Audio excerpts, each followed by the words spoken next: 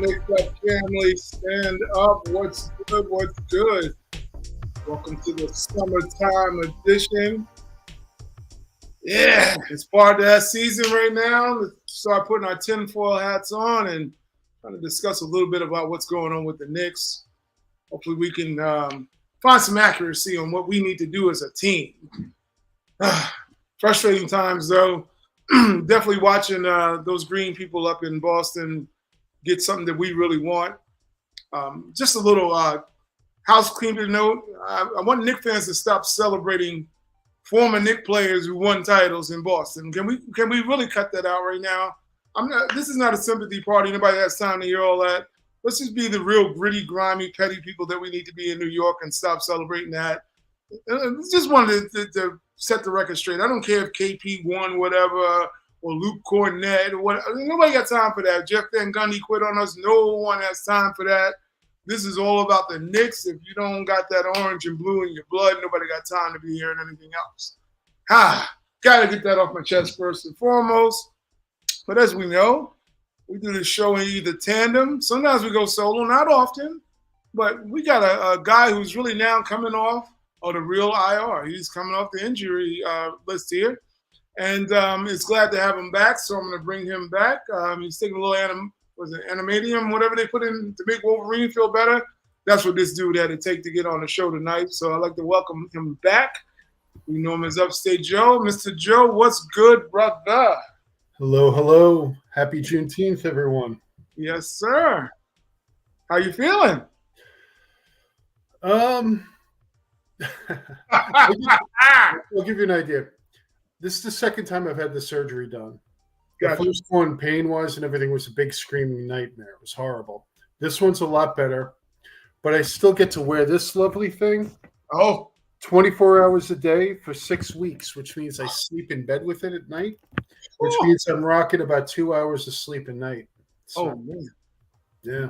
What did you say? Get the strap? You got the strap. If I get silly tonight and say silly things, there are reasons behind that. Oh, well, look, don't worry. All Knicks fans say silly stuff. It's pretty much part of the course. That's what we do around here. But it's always good to have you back and speedy recovery. And good to be back. Back to normal soon for you. I know it's going to be a little bit of a road, but we're happy to have you here. Nice seeing your face always.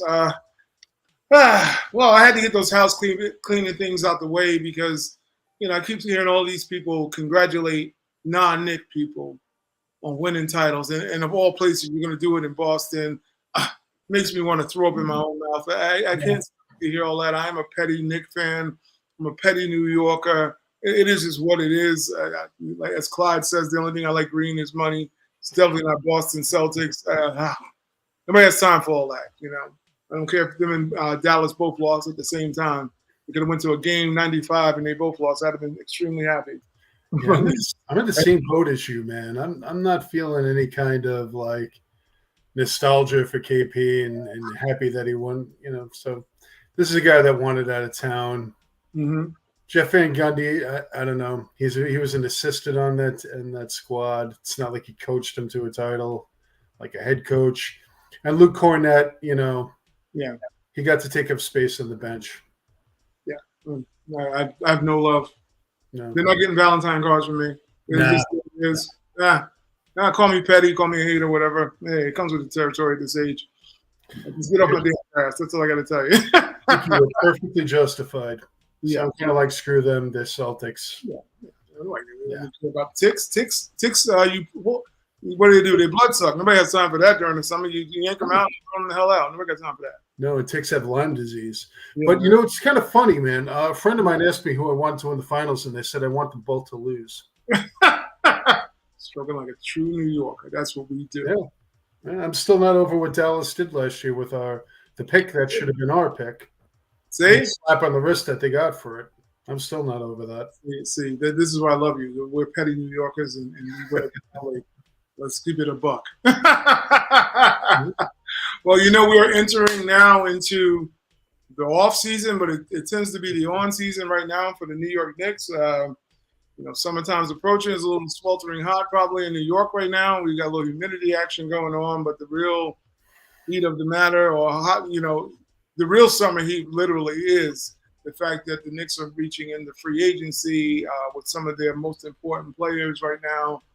And it has a little bit of a nervous feel to it. I must admit, I think a lot of people are a little bit on pins and needles after the success that the Knicks had.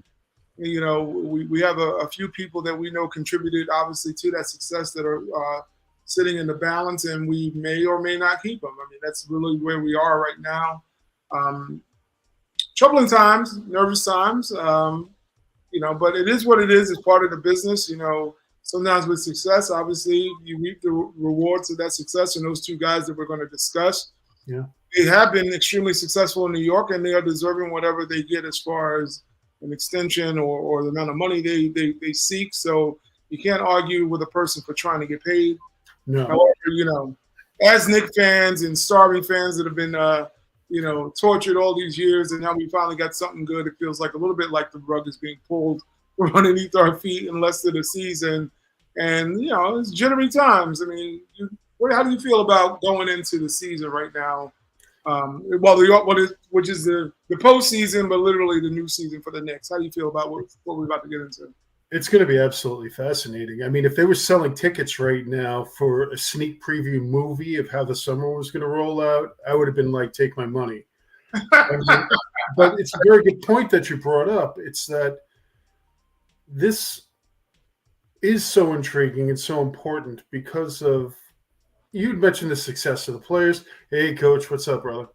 But also, when you think about it, the strength of the team right now and how important this summer is for us to take that next step towards what we've all been waiting for, which is true contention for a New York Knicks franchise. Mm-hmm. So, I mean, there are decisions that have to be made and a lot of hard decisions. And we're going to talk about a lot of those today from the agenda that I saw. But, you know, this is why Leon Rose gets paid the big bucks. It's not going to be an easy summer for him. And, you know, there are a lot of decisions that are going to have to be made. I'm going to be on pins and needles this whole summer to see how this rolls out. And I cannot wait to do a draft show. Oh, yeah. That's coming. That's coming. I'm trying to assemble the Avengers. Some of the Avengers get lost, but we're going to try to do a little something. If we can get this one Captain America, no Incredible Hulk, because that's all he's going to do is smash. But hopefully we can get the crew, a little bit of the crew back together. I know we're going to be a little bit decimated, but we're going to find some energy people that come in here and row in the boat with us so we can talk a little bit about the draft, because obviously it's a key draft even for the Knicks. Much success. This is just a huge offseason altogether. When you think about the draft picks that the Knicks have, they're sitting with 3 picks, 2 in the first round, back-to-back, and they're also sitting with the 38th, I believe, in the second round. So, you know, there's a lot of depth in this draft. There's no superstars in this draft. We did a show, obviously, the prior show we talked about potential drafted players and what we thought would be great pickups. And you know, the Knicks are in a very good position as a franchise. I mean, I think that's the thing that makes us all nervous. We have a lot of stability right now as a franchise. We have a team that's actually, you know, way overachieved than what we thought they could do, and we're seeing them as believable contenders. Maybe that's why I didn't watch any of the playoffs, because I said if we were there, I don't think these results you're seeing right now, I think we could have been hoisting a trophy and being in the fight. So, you know, it's a little bittersweet for me as a fan of I love basketball, but I'm a Knicks fan first and foremost. And to watch our team get that close yet so far away due to the injuries and the depletion, it just sucked. There's no other way of really putting it articulate. It just sucked for us as New York fans. Doesn't it feel like the last 2 seasons that we had a shot? Oh, yeah. Kind of in the Eastern Conference. You know, it's funny you mentioned those draft picks. There's a lot of talk about them potentially trading them in an expectation, but as we start talking about the finances a little bit later and the aprons and everything like that, they may need those first-round picks to fill out a roster, depending on what happens with free agency. Some of those lower salary players coming in, but we'll get into that. Yeah, definitely. Well, let's jump right into. You know, makes it. Oh, didn't want that. Hold on one second. Here we go. Free agency. I had another thing over there. We go. All right. A little technical, but we'll get through it. We're talking about the aprons. Right. You know, the main person when we start talking about the aprons, and I did that as a little precursor, it's really coming down to this guy here, which is, I call it the Bojan in or Bojan out. That's literally what we're dealing with. You know, he is a very key component to when we talk about the aprons and how it will affect the Knicks long term. Even, you know, the ability to trade, you know, to aggregate contracts, all of these things kind of hinge on what the Knicks decide to do at the end of the month with Bojan Bogdanovic, aka Bodega, as they call him. He's the key factor. Basically, it comes down to two different things. You either don't opt him in, and now you become eligible, I think, for the mid-level exception that can bring in some, you know, a couple of key pieces maybe that are on the free agent market. You have him opt in, and now you're talking about you have to have a tradable asset that's equal to his contract. I believe that you can't aggregate, and we're going back to the aprons. So right. I'm going to switch back to the aprons. The aprons that happen to be the issue. I'm just going to read a little bit of, bear with me a little minute here. I'm going to read a little bit about the aprons, which is basically the first apron is what we're going to touch on. Right. And just give you a little bit of a picture for the audience. The question is, what are the penalties for the first apron is what it talks about. It says the first apron hits when a team's payroll exceeds $172 million. At this point, the following restrictions are triggered. So once you get to that 172, if it exceeds it, these are things that are the limitations that are put upon your team if you hit that first apron. Teams cannot acquire a player in a sign and trade. That's the first thing. If that player keeps them above the apron. So just to take a note of that.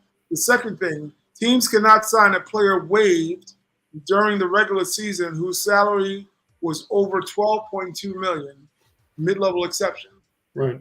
The third thing also is that the salary matching in trades must be within 110% rather than the 125% for teams not above. So that gives everyone a little bit of an insight into the aprons. What is your thoughts when you started reading about the aprons and knowing how difficult it could make the Knicks' job, that much more difficult, I should say, if these certain aprons and tiers come in when it comes to a player like, namely Bogdanovic, which really is going to be the linchpin to everything. What is your thoughts on that? Right. Now, again, the first apron, the biggest thing right over here was sign and trade. And that's something that I don't know with the names that come up commonly in discussions as far as potential targets from the Knicks. Most of them are signed right now. So this won't really apply to much of them. Wave player, this goes, you know, into the season when, let's say, you have an injury and you're trying to, somebody does waive somebody for X, Y, or Z reason, and you decide you're going to take them out, or there's a buyout, something along those lines, and you're trying to add a piece to cover an injury that you have. That is something that can be problematic for you. Mm-hmm. Salary matching within trades must be within 100% instead of 110%. Now, this is one of the things that it's very, very important for the Knicks to do the trading before they set the salary cap, right? Because if you set the salary cap right now and you make a move with the idea of making another move during the season at the trade deadline, you start to run into that problem. Mm-hmm. So it is advantageous for the Knicks to get whatever mechanics that they need to do to construct the roster that they need to go forward done over the summer to set the cap so that they don't have to deal with that. Yeah. So if they can do that, the first apron doesn't really touch them that much. The second apron is very different, though. Mm-hmm. A different animal. And a difference of only $10 million, which I thought was really interesting. But for the first apron, that's kind of what I take from the first apron. Gotcha. So you spoke about the second apron. Let's talk about that too. Oh, yeah. What are the penalties for the second apron for the audience? All of the penalties for the first apron apply to the second apron as well, which is triggered when a team's salary exceeds $182.5 million for the 2023-2024 season. One additional penalty is added when crossing the second apron. No access to the $5 million taxpayer mid-level exception. Yeah. Starting at the end of 2023 and 2024 season, even more restrictions will be added to the second apron. These include teams cannot use a trade exception generated by aggregating the salaries of multiple players. Teams cannot include cash in a trade. Teams cannot use a trade exception generated in a prior year. First-round picks 7 years out are frozen, unable to be traded. A team's first-round pick is moved to the end of the first round if they remain in the second apron for 3 out of the 5 seasons. Yeah, it gets up. That's big. Oh, the pick was the one thing to me when I was reading up a little bit on this. Yeah. Wow. Oh, they're real damn serious about you got to leave them aprons alone and go cook in your own kitchen because they are literally trying to make it very difficult to create what would be a dynasty. This is what I'm looking at. Like they really want to have a fair shot for everyone in the NBA to get a shot at it, and even in the play, it's like leveled out. So, well, this is part of the things that becomes complicated with the Knicks. I've been spending a lot of times with salaries today in Microsoft Excel, and Spotrek. Their NBA analysis has been really, really helpful through all of this. So shout out to them. They do great work there. Absolutely. But looking at even our salaries for Randall Brunson, Bojan, if we keep Bojan, Hart, Mitch, Dante, and Deuce, we're coming in at $121,549,000 around there. Mm-hmm. If we do keep the 2 picks, that's another $5.5 million. Mm-hmm. So if we were to turn around and sign, if Hartenstein was to accept his offer, and if we were going to sign OG for that, let's say anywhere between 35 and 45, we're talking right now, somewhere in there. Yeah. The way the contracts are set up and for the amount of years that are set up, we would almost certainly be in that second apron for multiple years. And to get out of that, we would have to move one of those players off for something less to get under the apron. There would have to be some kind of, asset shredding move. But the thing that I wonder about is the way to kind of mitigate that just to trade your first round picks for that period when you know that you're going to be in the second apron so that you really don't have to worry about it. Yeah. Or does that penalty carry over for that pick to the new owner of the pick and potentially lower the value of that pick? Oh, that's a very good question. I'm more than sure this is still the training wheels for a lot of people in trying to figure out how to navigate through this. I mean, it is great that the Knicks do have Brock Osweiler because he is the guru of the cap. Shout out to Craig West, who always loved the fact that they assembled a team of front office team that was special. That's the dream team that the Knicks try to bring in and incorporate. Brock Osweiler being one of them, to kind of get through this messy time. So I do have trust that they will have a plan in place. Whether it executes is another story. But we are definitely reaching a time where I always tell people, like, once Brunson signs, then you are really figuring out who that next player is and whether it's Julius or someone else. And the investment in Julius. Julius becomes the real person at the end of the story. Is whether or not you're going to extend Julius and for what monies will he ask. If it's too much, they will have to let him probably go. And that should be pretty difficult to do as far as getting a player to his equivalent. So we'll see. But we talked about certain players. As we know about Bodega there, we're going to move into the one guy who we've been hearing a lot about in the last couple of days, and I call it OG or OMG because we don't know what's really going on. Oh, Jesus. Yeah, oh, Jesus. Well, the cross or something because we're reaching some territory with this dude. Yeah. That is probably, when I think about it, I mean, I guess everybody's familiar with Brian Windhorst speaking, the gospel, about OG having to test the waters, no done deal. I mean, for me, I was not really too enamored with him saying that. I just think it's what business is. I don't think that OG would go in and blindly sign a contract with the New York Knicks because he likes them and say, I'm not going to test the market. I mean, why would he ever do that? I think that would just be idiotic of him in the first place. It's an unreasonable expectation for anybody to do something like that. To fly around blindly at night, he's not a bat. The guy obviously has some sort of brain. If he does it, his agent has a brain. From what I'm learning also, we were talking now about Leon Rose's son being his agent, but what we've learned, what I've learned, he's one of 3 agents. One of the 3. CAA. So there's no, father love there that's going to levy the playing field with everyone else. But I would tell OG to test the market too. I mean, I'm a Knicks fan, but why would he be stupid enough to go in and just put the ink on the paper and say, what you want to give me is what I'll take? When you have 2 teams out there in Oklahoma City and you have another team in Philadelphia with the cap space, with the need for a small forward, OG is really just playing the right game for himself and his future, because you have a market, guys or teams are willing to potentially pay you. You now have a resume sitting there with your success with the Knicks, albeit a little bit limited, although we realize about the injuries and, he wasn't available. They always said best ability is availability. He was not available for everything. I think the one thing we are very concerned about as Knicks fans is twofold. It's the monies, and obviously it's the health, because the Knicks have always suffered from those 2 things of having long-term contracts with injured players, and then it kind of just really caps you out, literally. I mean, you're stuck in a conundrum when you have guys who are earning monies, but they're unable to be on the floor. And now all of a sudden you're stuck in purgatory. Yeah, we've seen that movie before.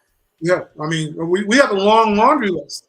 When you think about Knicks fans, everybody wondering why Knicks fans are twitchy. Oh, I don't know why these kind of guys, Amari Stoudemire.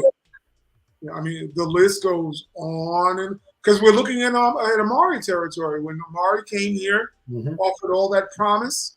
I mean, it's not like it's distant history. It's not too long ago history, where we signed a major player with the hopes that down the line, he, and at the time Melo wasn't here, but we can pair him with someone to be super competitive against what was the Heatles at that point.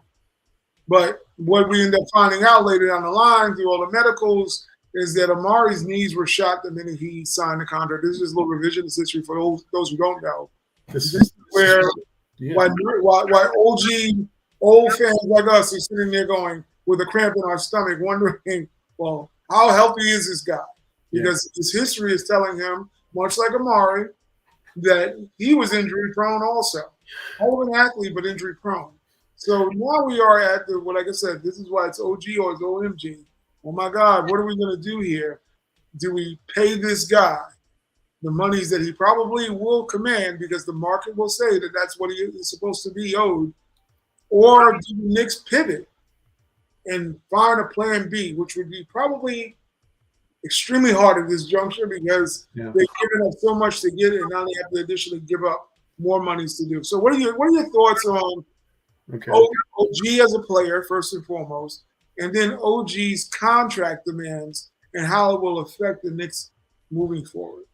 Okay, I'd like to skip back to a little bit about what you were discussing with the similarities between Amari Stoudemire and the OG and Anunoby situation. So Amari Stoudemire signed with the Knicks because they gave him 2 more years than the Suns were going to give him. The Suns were only going to give him 3 years because they knew what was going on in Dodge. And always beware of a player who has been a premium talent that the home team is willing to let walk. Yeah. OG Anunoby missed about 30 games this year, but if you look, that's been every season he's been in. It's a large enough sample to know it's a problem. Yeah. And there's a reason, like he's not, I know they wanted to go young, but Anunoby is not that old. No. He could have been a part of that core that they were building. He was probably a more likely candidate than Siakam for whatever iteration that was going to be. And the GM over there is not a stupid man. Yeah. There's a reason that they weren't going to re-up him, and it probably had to do with his availability. Now, OG Anunoby, the player, I like a great deal. I had talked well before that trade even went down as far as him being a target. I had brought him up several times. Yeah. And he is an elite talent defensively.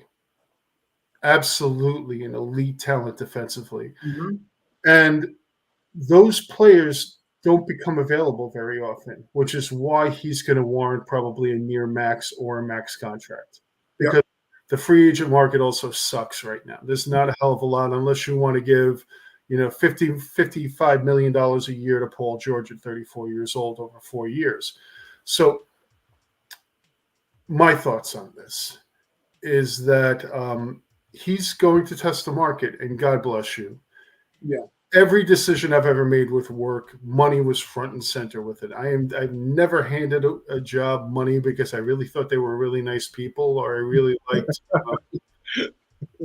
the parking lot there. Money has been front and center of all the professional decisions I ever made, and I don't expect anything less of any professional. So, if he and Hartenstein were to decide to go after more money, God bless. It's not as bad as like what KP has to leave. Yeah. Which was obnoxious with his brother Giannis and that whole freaking situation. Yeah. So my thoughts on this is you cannot give a max contract to somebody that's going to play 50 games a year. I'm sorry, you can't do it. 35 I can do, but he's going to garner more than that. Yeah. And as much as I saw him being a vital part, everybody in the league saw how vital he was to the Knicks, what he brought to the table, how he changed the dynamic of that team. A lot of teams are looking at that and going, man, we could plug that guy in and, he would help us so many different ways. He doesn't require the ball. You could just put him on the other team's best player. He's just this great bishop that you can just go all over the chessboard with. And do lots of things with. So I think that somebody like Philadelphia is going to give them the money, because I don't think Philadelphia is getting Paul George. I don't think Paul George is leaving LA. I don't think so either. Personally. I don't think Harden's leaving LA either. I think they want to be there. He's a hometown kid. He wants to stay there. They'll work something out. Bomber will cough up the money. He'll pull it out of his mattress or something. But I have kind of changed. I've kind of cooled on this right now after hearing about the money and everything like that. And I'll tell you really quickly why. You can't turn around and say, well, we invested so much in this guy and then make a bad decision because of that. You can't do that. If you start looking at the numbers, like I was looking at the numbers today, that contract at $45 million just basically cripples this team. Oh, yeah. And what's possible after that? You can't make up for that mistake of trading two very good players who are not elite for this player. You can't say, well, we have to pay him now. No, you have to ask yourself, is it the right business decision? And I don't think maxing him out is the right business decision. As much as I like him as a player and I like what he did for the team, I think that you have to pivot if it comes down to that. And the beautiful thing about pivoting is we have a very good core. And we have a lot of assets to get that other guy to fill in that salary cap spot. We actually have the assets to go out and get someone else. And as you look, when that team was healthy last year, we were close. I think if we pivoted, cleared up our salary books a little bit, and started putting some of those assets into motion, we could fill that talent gap and still be a contender. But I think in conclusion, I think maxing that guy out and giving him a Pascal Siakam contract is a mistake. I think we are going to feel that while he's sitting there because of his hamstring pulls and his, thumb injuries and, shoulder sprains and, eczema or whatever it comes to the line. I think it's really going to cripple us and hurt us. And if he's not there in the playoffs, thinking that he's a max player too, I'm a little concerned about it. So it's kind of long-winded, but that's my take. No, it's an excellent take too. I think it's the sentiment of most Knicks fans, And we do talk about business. Business is important when it comes to the business of basketball. And, when you talk about maxing out a player, I mean, for me personally, I'm an old school dude. I don't think the NBA has a bunch of superstars. I think they might have a couple of very high-end stars. I don't think they got superstars anymore. I mean, we saw, I didn't watch the series, but at one point, Luka was thought to be a superstar, and we saw how that worked against Boston. I mean, granted, Boston is probably a way more talented team, or roster build-wise, but in the same sense, you can see certain players can be immortalized, and we saw Luka, get humbled. These players get humbled. Kyrie got humbled. There's no more Jordans. LeBron wasn't even Jordan. So let's just put it where it is. There's not a lot of those players. So when you start creeping into talking about max players, Indiana probably can't get a free agent because the New York Knicks can't get free agents. So I can understand why they will take the risk on a Siakam and say, what are the choices we got? We won't get another star here without overpaying. As it comes down to the New York Knicks, I don't believe that the New York Knicks can afford to lose Anunoby, but I don't think they can also afford to overpay him. I think that's one of the things, he was vital to the success of the Knicks, the gelling of the Knicks. We saw that month of January. Mm-hmm. Great sample size. I don't think it was a fluke. We saw his impact on the game. But we got to also look at the fact that when he was out, the Knicks still won. It wasn't like the Knicks didn't win. What they needed was extra bodies when they got to the playoffs because the most important person on this team is still Jalen Brunson. That's the first 5 answers of the Knicks. That dude is the most important because OG was in Toronto with Siakam and a nice built team, and he didn't do jack. Just keep it where it is. He was injured when they won their title. He had an appendix. Yeah. So, granted, it's a great talking point. Yes, did the record, did it excel when he got here? Was the offense fluid? Was I taken back and shocked by the impact he had? Absolutely. I never saw these massive impact.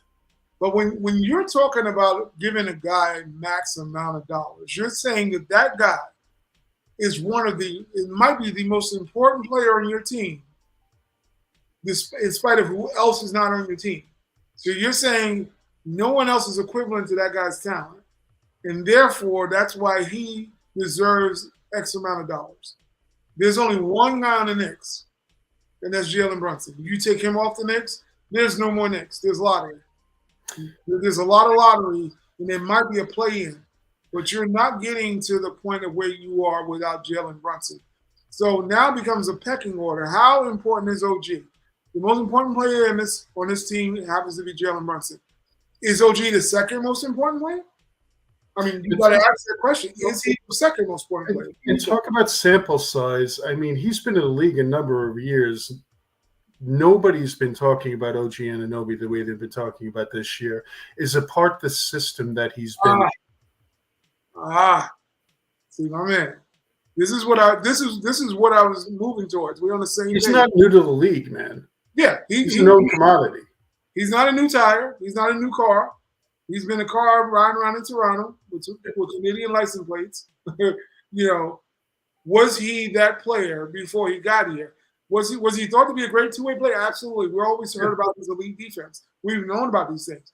What was the bubble in people's stomach when trading RJ and Quickly for him was like, well, we know he plays great on one side. What about the rest of his game? We did see a little bit of it.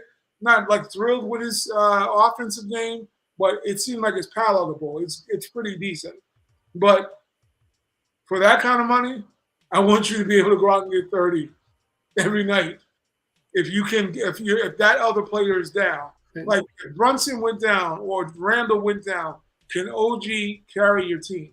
And that's when you get into those max dollars. You're going to have to ask yourself that question.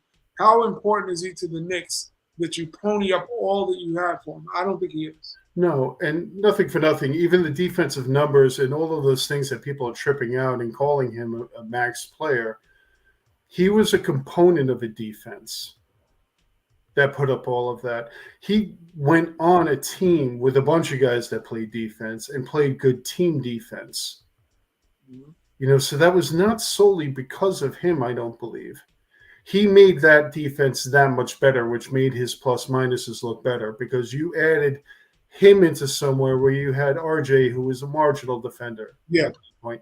You turned a good defense into a killer defense. And it's not solely because of him. It's also because of Dante. It's also because of Mitch. It's also because of Hartenstein. It's also because of, Josh Hart. It's because of all of these guys and him. It was the combination of that. It was the Voltron that you always mention. Yeah. So it's not like OG Anunoby came here and just sprinkled some fairy dust and it became all of those numbers were solely because of him. It wasn't just OG Anunoby. It was how he fit on the team and how the team fit with him. Well, I always felt like when OG came here, Tom Thibodeau basically got his ultimate weapon for what he does great as a coach, which is defense first. He got him a dog. He got him the greatest guard dog right now, probably next to, I'm going to say, probably Marcus Smart would be the other guard dog. I brought that up in our prior show about if the Knicks had to move someone. I said, well, that would give Thibodeau probably, there was some words used by Craig West that we can't repeat the description. However, it was an Elmer's glue bath is how I'd say it, how Tom Thibodeau would feel getting Marcus Smart. So that's the same thing when you think about it. He'd make a great Nick. I think he would. I think I was still under anesthesia when I wrote in the comments. I said he smells like Boston. Yeah, absolutely. But he would make a great Nick. That would be a guy. I think even if you brought him in for what OG does, not the two-way side because he doesn't score well. Marcus is a shooter. But I'm saying that I would have believed that a player like Marcus Smart would have came in and had similar impact defensively. Like you would have known that the Knicks were even more elevated as a defensive team because you've got that kind of special guy that's going to defend all game long. So I don't know. I just think when you start, it's definitely going to be a little bit tricky if he starts asking past that 35 mark. Yeah. I think the Knicks, when it gets into the 40 million, I don't think he should want to ever sit out a game in New York because he has a thumbnail or hangnail issue because he will hear how great New York thinks he is if he's sitting on a bench with that contract. So granted, he may get that. I hope that he's ready if he does because they will skull drag him if he doesn't bring us a title. I'm just going to let him know. I know he's not listening probably to our pod, but maybe someone will mention this to you through our pod. Be careful, bro, if you take that contract because it's not going to be cute. I think he's going to get that contract, and I'm starting to think he's going to get it somewhere else. I could do 35 with him because he does make us nasty. Oh, yeah. He really does. But I can't have him making more money than Brunson. I can't. I think it's just not right. I think to tell you the truth, the Knicks are right to be conservative with him. They're right also to have clauses in that contract. Embiid accepted similar clauses in his contract. Embiid did that. Why can't OG? But the thing is, again, there's a lot of teams that are desperate out there that do have cap room, a la Philadelphia. I think if he goes anywhere, it's not going to be OKC. We've talked about that. They don't do that route. They don't build that way. No. If anyone is going to sign him, it's going to be Philly. And you know what? I think if it's at the max, I think you'll let him go. And then you pivot. We have ammo. There's more we can do. It doesn't have to be him. It would be nice if it was him. But we'll see. Well, you have to think along these lines. I mean, like I said, you can't sign him at all costs because you gave up RJ and quickly for him. Yeah, I don't think that. I don't think that you should feel that kind of pressure because now if this guy was playing 75 games, every year. I'm like, just income. It makes sense. Mm-hmm. Because he's durable. If he was doing like Randall, if he was playing like Randall, we talk about Randall. We can smudge Randall, but Randall shows the hell up. When he showed up, it's because he's just that damn injured that he can't play. But as long as he's able to get back somewhat healthy and get on the floor, he's showing up. So, I think OG made a lunge attempt towards the end of the season to prove he's willing to play. Through that, I hope that he doesn't believe that was like his shining moment with the Knicks. I'll show you that I'm a tough guy. There's a couple games we saw you sit out, and like I said, I'm not going to ever try to figure out his threshold for pain. Everybody has a different level. But you paid a lot of money, and it seemed like some of those games, like, how injured are you? Because we even questioned it, like, is he really that injured? Could you play?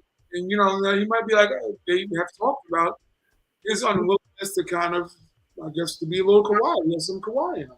It may not necessarily even be a pain tolerance thing. He may just be fragile. Okay. And it's completely justified, him being out. I mean, nothing for nothing. I saw photographs of his elbow at one point. It was swollen out like somebody took, took a sledgehammer to it. I mean, it was swollen out a good 6-8 inches. Yeah. So this could have been all very – and you saw how he came back, what he looked like. I mean, great, he hit 2 threes as soon as he came out, but he couldn't run. Yeah. But these could have been very viable, but it's the sample size, Ty. It's every year. Every year. And he's only going to get older. Always. You and I both know. Yes, sir. Injuries come more and more. Mm-hmm.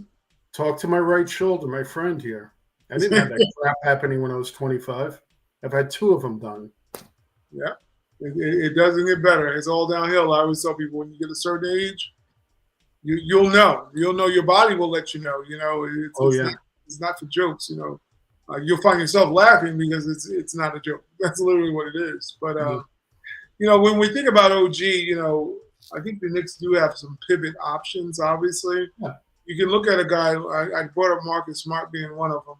A guy like DeAndre Hunter could be another guy they can bring in. I was just saying his name earlier on. You can maybe not have an OG, but you can have a bunch of Gs. You can have a couple other people. You can maybe go after DeJounte Murray. Would people be mad if he was brought in? Like him? He's also a defensive-minded guard. The question will be whether or not he was a great fit, maybe with Brunson. But we're talking about replacing production and the type of players that will fit in the Tom Thibodeau system. OG is the ultimate echelon of what fits in the Tom Thibodeau system, but that does not mean you can't find complementary players to fill in the gaps and maybe add more depth and health at the same time. So a kid, I know DeAndre Hunter has been injured over the years, but if you had him and maybe a DeJounte Murray, or you had DeJounte Murray and a Marcus Smart, whatever you want, a combo, you could fill in for OG if this price tag gets a little extremely high, because that's why you have all those trade assets and draft picks. If you were to put your eggs in a different positional basket, you know who I like as a low-cost small forward option is Kelly Oubre. He's right there. Nothing for nothing. Watching that Philly season, he's a good defender. He is. He's long and he's aggressive and he's got quick feet. Yep. The offensive game is mediocre, but I mean, nothing for nothing. Tibbs can use that kind of lanky wing, long reach, quick hands, quick feet. Yep. I'll tell you who I don't like, Brandon Ingram. And I know that his name has come up as someone who could be available. Mm-hmm. But again, the availability, the injuries, and also you look at a team that's willing to get rid of a talent like that for some reason, that's got red alarms going off all over it. He's a talented boy, so. And I'm a BI fan. I was talking about him a couple of years ago. I was like, wow, if the Knicks could get their hands on him this before he signed the extension. I was like, wow, this would be a great pickup. It's like he's versatile. He's a small forward, very lanky. Looked like he was a gritty player. Never looked like he was, whatever. From what I understand, he's a basketball lifer. He has like no life. It's basketball and go home. them. But there's something. There's just something. It's the availability. Look at how many games he's played over a large sample size. Yeah, he's just not there. It's the same thing with OG, and he's going to want and probably warrant a max contract too. Yeah. It's kind of weird though when I think about it. Yeah, OG cannot. You can't max him out. It just makes that's just bad cosmetics. I just think it's bad business. If Philly wishes to max him out, with those two injury guys, Embiid and him, they won't win anything because. No, but they feel like they have to do something to maximize Embiid's window, and he's probably the best option out there. The worst thing that could happen for the Knicks is Paul George just resigns in LA, because that is really going to limit the options that Philly has, and they're going to look at OG and say this guy could really make a difference. And look at what he did on the Knicks. Yeah, that's really also weakening the Knicks, the team that sent us home. And Daryl Morey is also a petty person, just like me and you. Yeah. Yeah, that's the one thing that was so funny you talk about that. I said, Morey's very petty. Is he not going to? Oh, yeah. He's in like fourth grade, dude. He's bad. Big time. I mean, look, I also got to think this way. The Knicks they must be prepared for this. This makes no sense if they're not. They have to have another plan other than OG. I know everybody says, "Oh, it's OG or die." I can't see the Knicks sitting and not understanding the whole dynamic about the contract that is, the possible chance that he maxes out, the chances that someone else. I mean, I want to show they're aware of the cap room that both OKC has and he has. So they have to realize there's going to be a competitive market. I don't think that they would not know that. That makes no sense. They seem like they do their homework on everything. I'm more than sure that they must have an idea of what OG may be looking for, what they're comfortable with. Because if not, I don't think they would have made that trade. It makes no sense whatsoever. However, it drives up. I mean, we're talking about people reporting things that, and the Knicks never leak anything. I don't know. I mean, maybe it's this OG's family saying, "Oh, he wants more money. They don't want to pay him." It's possible. No, this possible, but who knows? Me and you talked about this, Ty, and we both believe that there were numbers that were talked about before that trade happened. What changed was how Anunoby was seen league-wide after the league saw the impact he had on the Knicks, and his market changed. I don't think anybody in Anunoby's camp, including Anunoby, thought he was a candidate as a potential max player. Mm-hmm. Right, and then the Knicks, he just changed the Knicks overnight. Yeah. I'm starting to come to the understanding that I think the front office is a lot better than I ever thought they were. Yeah. I think that we have really smart people in that front office. Mm-hmm. I think that there is a contingency plan. I think RJ and Quickly are sunk costs, and I didn't believe in either one of them as a player, and I think we needed to move on from them. And I think even the teams, when OG was hurt, those teams were better than the teams that had RJ and Quickly. Absolutely. Right. You had the focus of the team being the three Villanova guys, and I think RJ took away from that. I think he was a bad fit on the team. Mm-hmm. I think he'll have a good career, but not. Yeah. So there's something called an opportunity cost in business, right? Yep. Where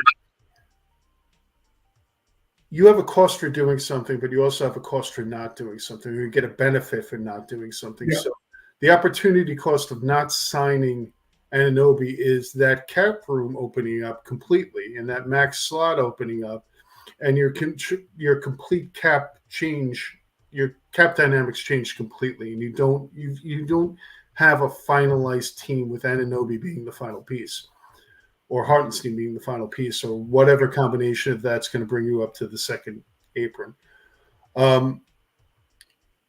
We forget sometimes how many tradable assets they have. Big time. And again, I'm sure that there are contingency plans. I'm sure the preferred path is Anunoby. But do not be surprised if that falls through, if they don't have something that they just pull out and go, okay, we're doing this now. I think that is, again, you don't get to that point as far as being a strategic leader of an organization without having a well-established plan B in this critical of a juncture in the franchise's history. Yeah, I completely agree. That's why, like I said, there's options. It might not be OG. I know the impact of what he is and what he's done, but there's other players out there that probably fit the Tom Thibodeau. I mean, you have guys like Caruso over in Chicago. You have some dogs that can come in and contribute, maybe not at what you believe is the instant impact that OG seemingly had, but that does not mean. I mean, we at the end of the day were missing players, and he was one of them. It was the depth that was an issue, and then you had Jalen out there basically on an island by himself because of Randall's injury. So, as important as OG is, like I said, it still comes down to Brunson being the most important, and OG wasn't there during the most important times. And you have to ask yourself that one question: is he going to be available for 60 games?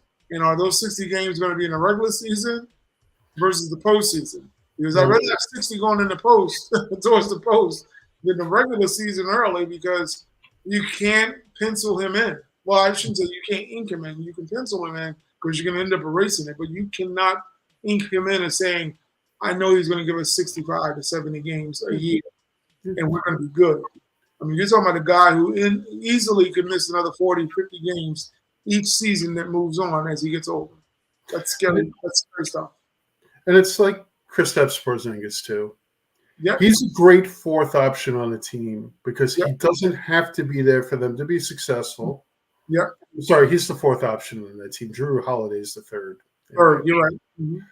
Mm-hmm. It's nice when he's there, but we don't need him. Don't need him. If Kristaps Porzingis is your number two option, you got friggin' problems because he's playing 50 games and you don't know when those games are going to be. Yep. And it's the same thing with Anunoby. If Anunoby's your number two guy, eventually,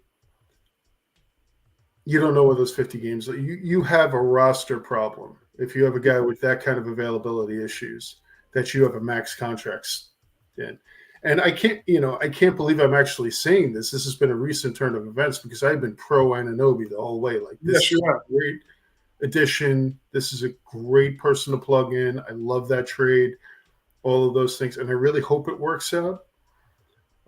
We would hope he really likes being a Knick, because I think that there are going to be bigger offers out there. But, again, we speculate, we think, but I'll always go back on one thing that I've told Eric a bunch of times over the years as we've talked. Whatever we think the contract is going to be, it's going to be more. Yeah. Oh, yeah. Every time we start speculating, all of us talking in chat rooms and stuff like that about what we think somebody's going to get in free agency, tack another 15 to 20% on that every single time. It's going up. Everything's up. A loaf of bread is up, and that's going to be up. We have another guy we need to bring into the fray also, who probably may be another victim of circumstances as well. Although I do feel differently about this guy, Arhart.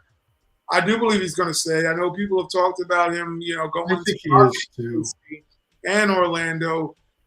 I've always just felt a little bit different watching him interact with these players. He's been on the Roommates podcast. The little bit of history of him is that he was in L.A. before coming to New York. He was willing to take less to stay in L.A. than what New York paid him. So it's not like this guy is chase the dollar as per se. He's more chased comfort and loyalty more so than he's chased the dollar. I just saw the interaction with him and the Knicks players. They all seem to love each other. I don't know if OG has that same kind of built-in camaraderie, but for some reason I know his max with the Knicks is $72 million. I don't have a problem with them paying him. I just think he's so vital to what the Knicks do success-wise. Obviously, we know his Achilles and all that stuff could be the one thing we need to worry the most about. But I've always felt when he came on that I thought he would finish games that Mitch would start. I just thought he was the better talent. He's proven that he is way more versatile, obviously, than what Mitch can bring, unless it's during the summer during an one tape. We're not going to see much of anything from Mitch.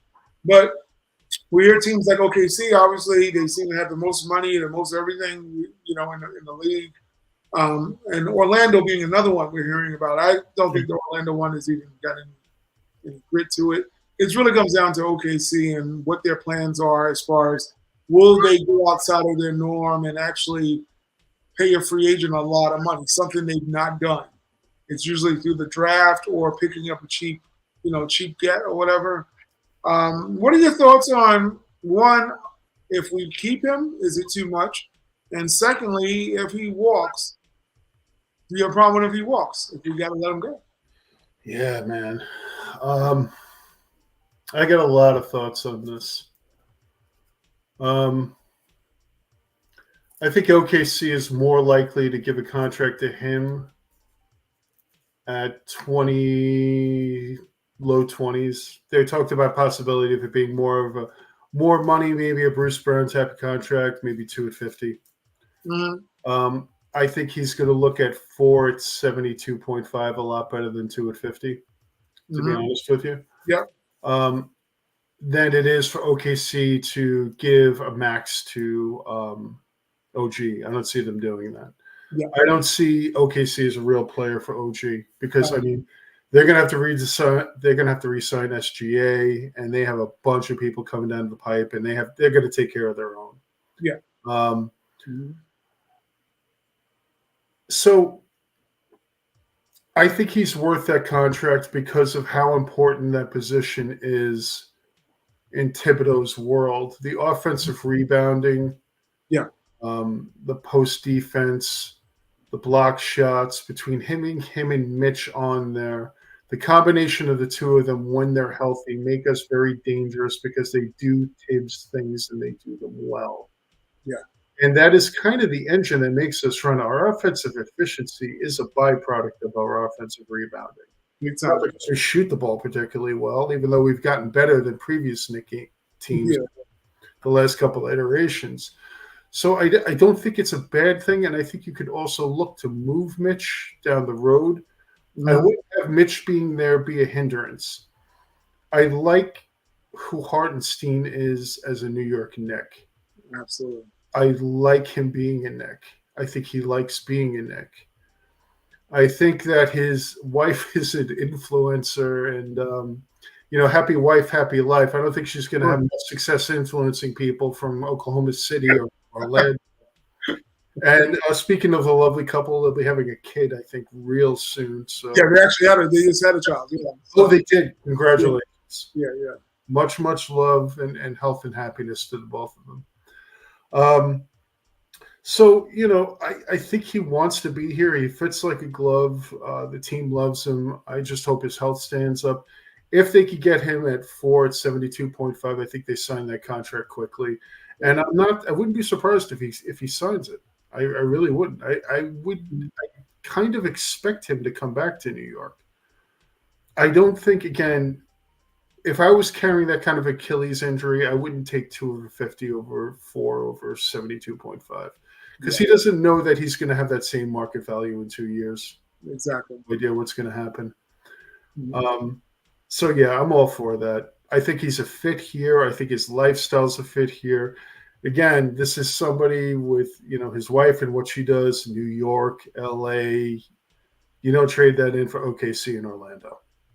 She's not going to be the new Cinderella at Disney World, No, I agree. I just, for me, it makes – he will never be as acknowledged in any other market as he is in New York. He's a star in New York. He'll never be a star in OKC or Orlando with the same – we've heard KP talk about playing in other markets now and going, yeah, but it ain't New York. It didn't know what I had when it was there.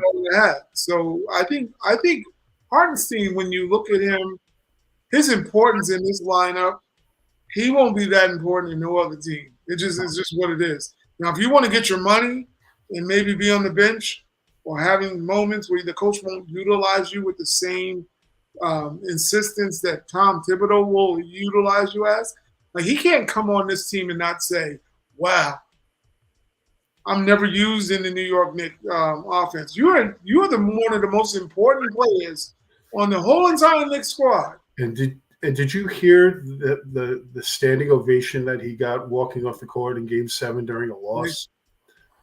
I will say one thing, though.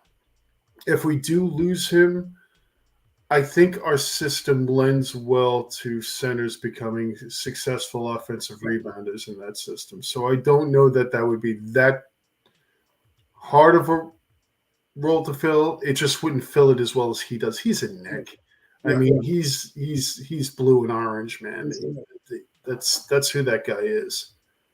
In fact, for me personally, on a personal level, I've always felt he was one of the most important players, period, on the Knicks. Yeah. I didn't even think it was close. When I think about OG, I know how great OG is. But if you were pressing me, I would have told you a million times, and Eric will vouch that I've said, iHeart to me was the most important Knick next to Brunson at one point, because I'm like, when that dude is on, the Knicks are absolutely running and gunning and doing great things. But when OG has been out, yeah, they've won. They've still won. They haven't been. Sweeney says OG is great, but to me, the guy that has been the key cog, when you look at it when Mitch went down, this dude just came in and had some monster games in that month of January. There were epic games. We're talking 20 points, 20 rebound games, 5 blocks. He was never doing that in LA, but in New York, he became a star on his level, like he would never become a star somewhere else. That's why I think it's another reason why I think he stays in New York. And one of the great things about iHeart is the consistency of his performance. Like, even when the team is going through a lull, they're not shooting well, they're sluggish, he's still bringing it and still producing. There are times, sometimes he's the only one that's bringing it. Yep. Out of the 5 players on the floor, and he's consistently bringing it all the time. I mean, I'm a fan. I'm an iHeart fan. I'm probably a lot more biased than most, but for me, I think it's vital you bring him back. I mean, and you just pray that you have a great relationship where that contract, and for what they say, these are just rumors because you never know. You don't hear a quote, obviously, from the player himself. But from what the talks have been, if it's the Knicks and a few $1 million, the contract's a few $1 million difference. Obviously, if somebody blows him out of the water and they max him out to he's getting $140 million, you can't turn that down. I mean, I'd slap him if he turned that down. Yeah, but definitely. We're talking if it's a few million and the Knicks are 72 and the other team is 78. I think the Knicks win out on that. I don't think he goes, let me leave greener pastures, because the Knicks are closer. And no offense to OKC, they're a very talented team. SGA is a superstar. I thought he should have been MVP. He's a great group of guys. I just still believe that the Knicks, when healthy, are closer to a title than OKC. I don't care what their regular season record was. The Knicks are just closer. When you watch the dynamic of the Knicks could have beaten any team that was in the finals this year, and I don't even think it was close if they were healthy. I agree. I just think him on this team, he has a chance for 2 riches. He has a chance to get a hellified contract to set up his family for the rest of his life, and I think he has a great opportunity to win a ring. I think it's here. I mean, I never thought I'd say that about the Knicks forever, but the Knicks are a legitimate title contender when healthy.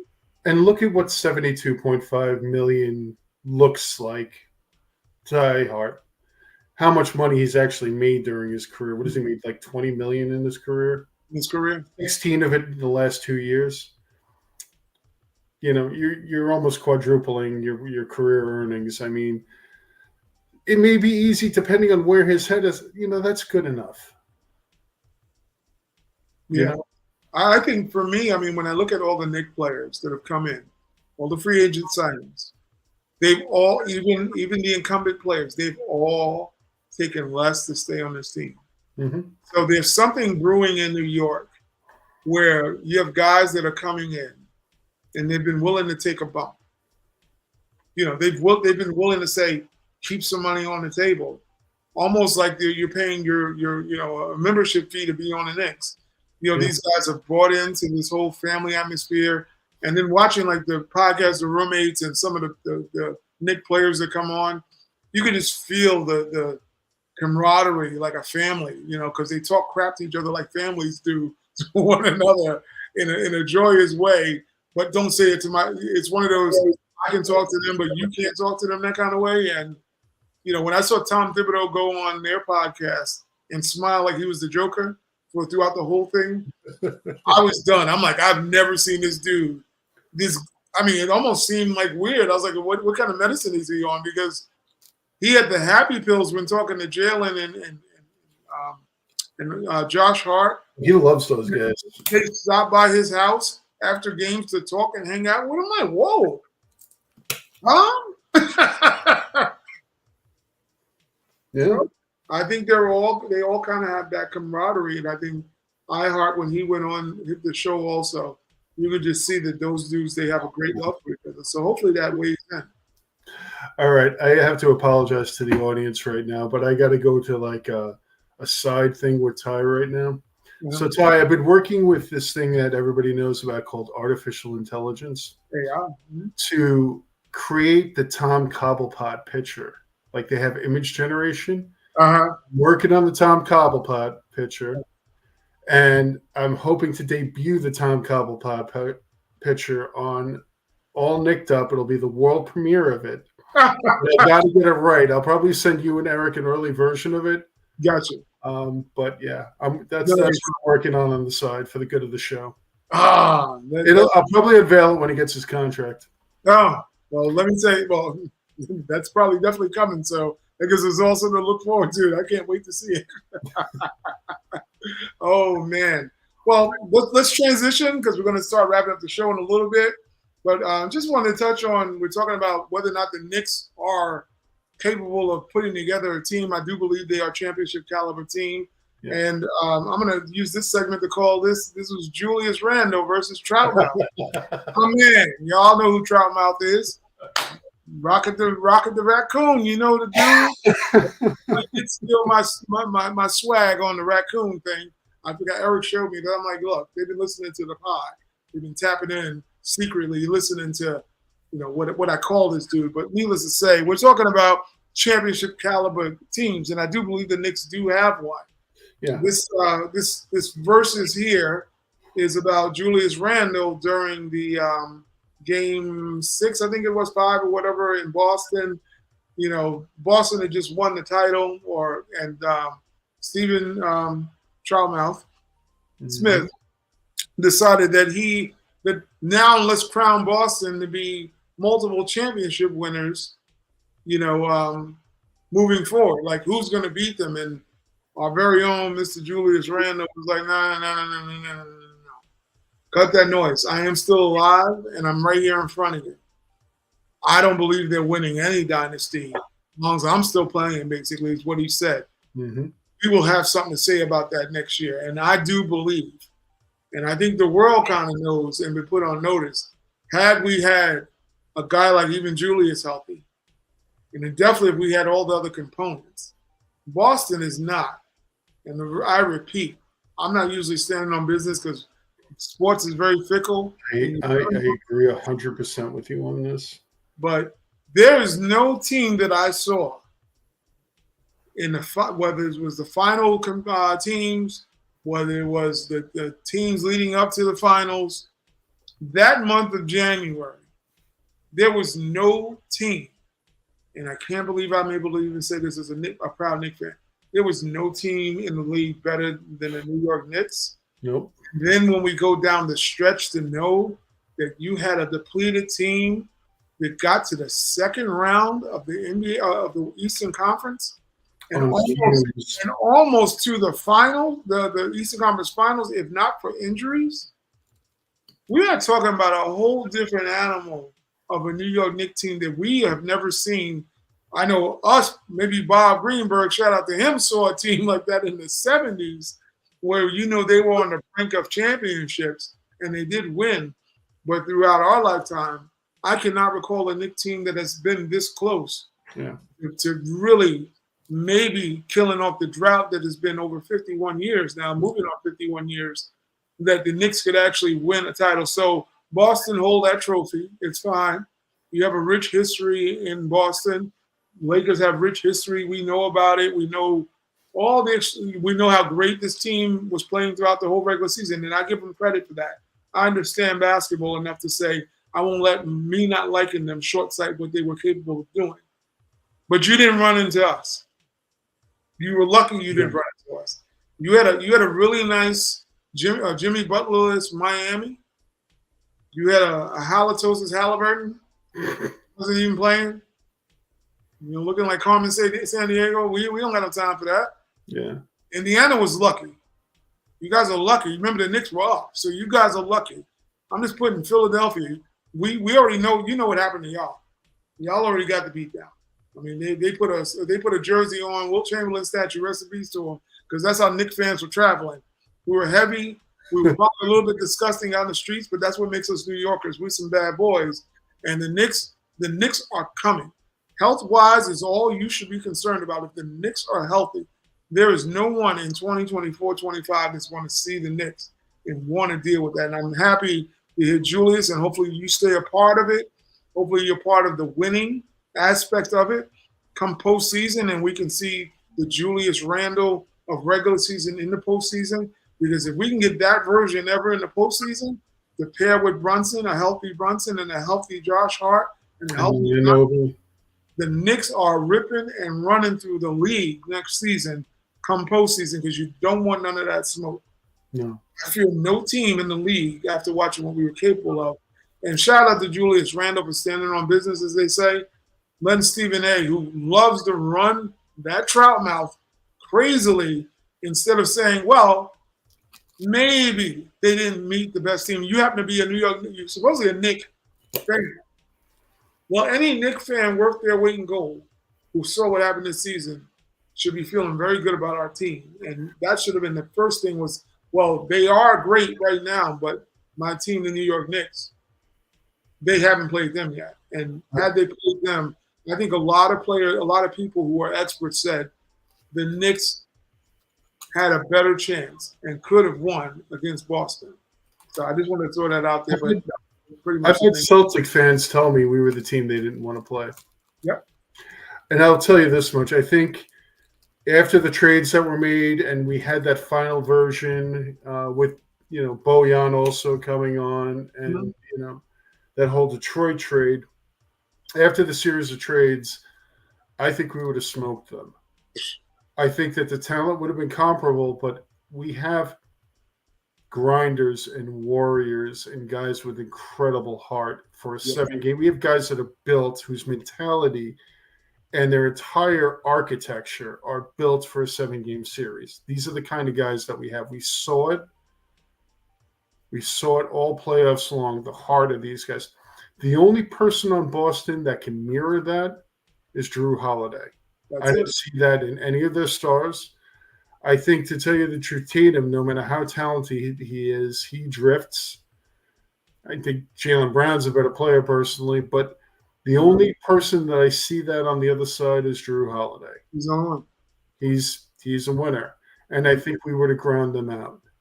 Honestly, and it hurts to say that because we don't know if we'll ever see that team healthy, that exact team that seemed to really gel so well. I don't know, for a lot of the reasons that we discussed today, that we'll ever see that team healthy, get a crack at the Celtics. It'll be a different team, but no. And it's been a hard thing to reconcile as a fan, because I knew it was really hard on you last year because you were like, we had a shot this year. Yeah. We had a legitimate shot, and I'm talking about last year, not this year. Yeah. Mm-hmm. And then this year too, when we were looking at that team, I know that we were talking between the three of us, and I'm sure you were talking on the other chat with the other guys, the other founders, and being like, Jesus Christ, I think we can beat anybody. Beat anybody. I think we can beat anybody right now. We're that good. But again, we have a special guy. I tell people for the longest time, like in the other thread with the admins, I always tell them, I said, look, nobody was believing in Brunson. See, I jumped on the Brunson thing. I'm like, that dude's very good.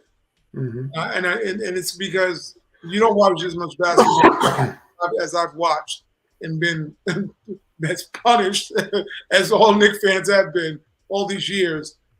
And you start to know when there's one on your team. You're like, oh, this one is different than the rest of them. Yeah. No shade against Patrick. No shade against Melo or Starbury.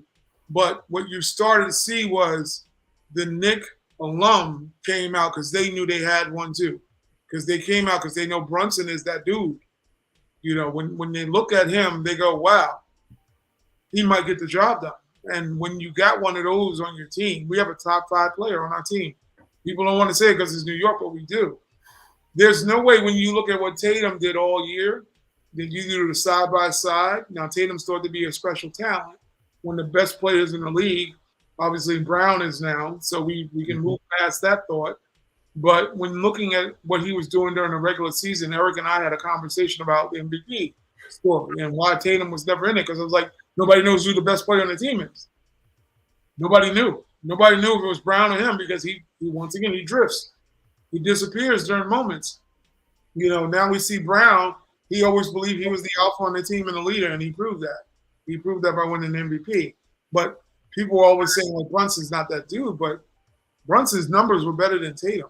Brunson's that dude. Brunson's that dude. Don't ever get the people who wonder. He is that dude. The one thing you have to do is find him that second dude. It's going to be, the guy. It probably can't be Josh Hart and DiVincenzo. No offense to them. They are just the ultimate guys to play with him. The Knicks just need one other dude that's at that level. And we're talking about a championship in New York. And I do believe Randall's capable of obviously doing it. We just need to see it in the postseason. Right. Him fit and gel. Because he's unstoppable when he's got to go on. He's just a tough player. I'm not convinced that the failures were necessarily his in the postseason. I've never really agreed with that. I agree with that.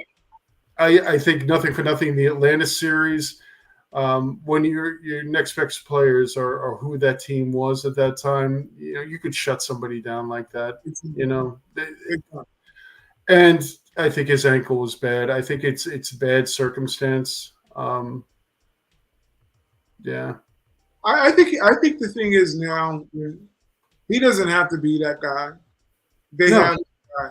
When your job is to now not get doubled and not see teams actually playing against you, you're talking about a guy who's basically a 20-10 guy walking, who now nobody's looking to double you. He's going to kill. He's going to kill somebody out on the floor. Teams are going to suffer because now he can operate. The only thing that can stop him is him. If he gets dumb and overdoes things, that's about the only thing. He does seem to get smarter. Yeah, he's maturing. Anybody who says that he isn't hasn't been watching closely enough. He's changed. He's done a lot of changes. Hearing even his conversations, Julius is a very likable dude. When you listen to him, he's family guy. He's a nice dude, man. It was just you're playing in New York. You got the biggest contract. The criticism is going to come. Obviously we know about the back and forth with the fans. I think he's forgiven for that. I know I've moved on from that. It was just more like him being childish that was more bothersome to me than him maybe saying something back at the fans that were saying stuff to him. It's like, you're in New York. It comes with the territory, unfortunately. But, hearing these kind of things and him being somewhat humble, but at the same time being competitive, saying we're here. He said that before. It was a very proud moment to hear New York, we're here. I think he was telling the world, watch this now. But they know that we some dudes over here that they don't want to play because we can beat them next year. And I do believe that the Knicks, if healthy, and with most of the players coming back, even if OG is not back, I think if you sign back Ihart and you bring back Julius and you find better complementary players that can be available, Knicks are winning again. I think they can win the title. And you don't know that Plan B might actually work out better than Plan A. I think it might. If OG doesn't come through, we don't know that Plan B might actually be a better fit. That's what when I'm thinking about players now, in my little mental Rolodex right now, I'm like, I would know what my Plan Bs or Cs would be, what I would try to do to supplement what he brought to the table, and maybe it will even improve the team. So I like your idea of Caruso. He brings a lot of the same things. Same things. He's a great – Elmer Fudd's my dude. I always tell people I want Elmer Fudd on the Knicks. I would take Elmer Fudd in a minute. Yeah. I think maybe although I don't think DeJounte is the perfect fit, but he's got some dog and nastiness in his game. Why would you not want DeJounte Murray on your team? He led the league in steals not too long ago. Gritty player. And also, you can also start to play Brunson a little more off the ball while still having him defend point guards because DeJounte can cover a 2-guard. Look, I think, although people think, I'm not the biggest Trae Young fan, and not because of Trae antics in New York, but I'm not a big fan of Trae Young because I don't like how his game is. I don't like that catapult jump shooting that he does. He can't play for Tibbs. He should be more along the lines of a Steve Nash. Yeah. Than trying to be a Curry. And I think that's what my issue, because I think he is a very good passer. I just think that his inefficiency and sometimes those antics is what throws me for a loop.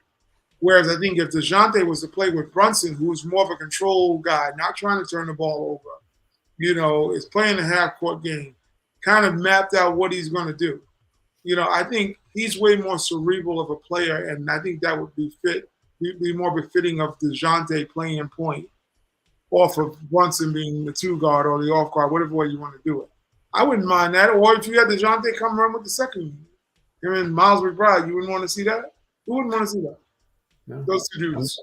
No, I would much rather have DeJounte Murray than Trae Young. I don't think Trae Young could ever play for Tibbs. I think Tibbs would bench him. Only if he's honestly, he'd be a $45 million bench player. You know what it remind me of? The Bart Simpson when Homer's choking him. You ever see that? Just picture Tom Thibodeau with Trae Young and the hair wiggling. That's what you would say.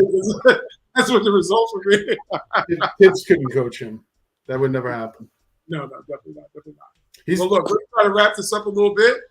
Been on for a bit, but we know where we can find you. I know you're on the X-Men, and they're putting the adamantium in you, and you're healing up very well. But we're on Twitter Space or X Space and all that stuff. Tell them where they can find you at, Big Joe. All right, you can find me at Upstate Joe, AKU for all Knicked Up at X. You can find me on a fan page, and in your personal lives, you can pray that I get some sleep. I would appreciate that. No, it's coming from a fellow sleepless person. I can understand that. I'm on like 2 hours of sleep, dude.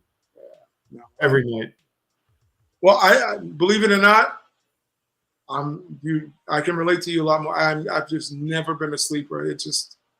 And people say they don't know why I'm happy. They probably think I'm on something, but I am very happy, and I'm sleepless. That's just how it rolls. Right. But well, you guys know me, obviously. I'm on here running my mouth, and also you can find me running my mouth on our fan page on Facebook. Eric mans the X account, so you can always get at him. He loves engaging in that cesspool called X. I'm not one of those people that love that. However, he enjoys all the smoke. He's not here right now. Shout out to Eric. He's jettisoned. Representing in Nevada. Yeah, places unknown. Do your thing, bro. It's all good. But needless to say, we're going to try to come back next week with our draft show. I think it's coming up. Yeah. I think it's a 2-day draft, but I think we're going to just concentrate on the first round. I don't know why the NBA thought 2 rounds in 2 days made a lot of sense. I think they're trying to tap into that NFL audience. There's not that much interest in the second round of the NBA draft for to have it designated night. I think they're going to see the ratings and they'll realize it was a mistake. Yeah, it's always that's about as bright as the in-season tournament. Nobody cares. It's like, oh, come on. This is another money grab. Nobody got time to see all that. Yeah. But needless to say, check out our fan page, all Knicked Up. Obviously, like I said, get Eric on Twitter. Come and engage with us. All live shows. We love the smoke. We love the engagement. Shout out to Coach. Always a participant on our live shows. It's very greatly appreciated. And to all the other people that support the channel as well as the fan page, we love you all. And look forward to having another show next week. And hopefully it'll be, I think, next Wednesday. It will be our draft show. And hopefully the Knicks can start the offseason off right and at least not punt on this one. And hopefully we'll be able to have someone to talk about that's going to be a new Knick in our uniform stuff. All right, so we're going to close it out for Wednesday. That's my man Joe over there from upstate. I'm Ty. shouting out with us, and we'll talk to you guys next week. Have a good one.